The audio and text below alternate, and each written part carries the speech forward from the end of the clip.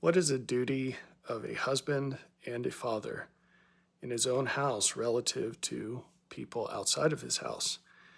There's a lot of misconceptions about this floating around, and they do great harm.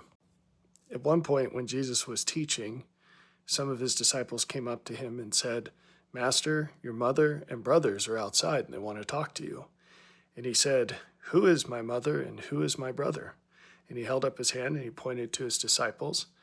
And he said, "These are my mother and my brothers." He said, "Those who do the will of my Father in heaven are my mother and my brothers." You see, his actual mother and his actual brothers weren't there among those he was teaching. They were outside. Our duty as disciples of Christ is to do what benefits the world the most. That designation of the world means across all people. What preference should we have for our own family? Well, husbands and fathers have a duty to provide clothing, food, and shelter to their family. But they are not obligated, nor should they, provide every whim and every fantasy of their wives and their children. The good a husband and father does for his family should be limited to actual good, the greatest benefit.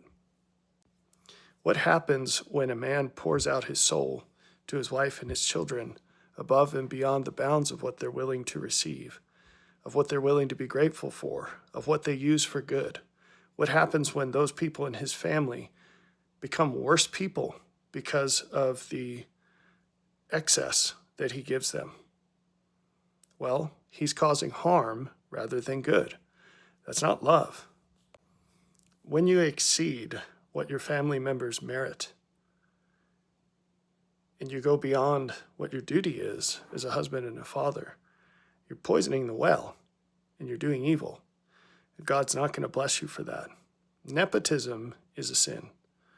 And for some reason, in modern Christianity, it's upheld as this high value. In the scriptures, you'll find the same idea referred to as respect of persons. God is no respecter of persons, and his disciples shouldn't be either.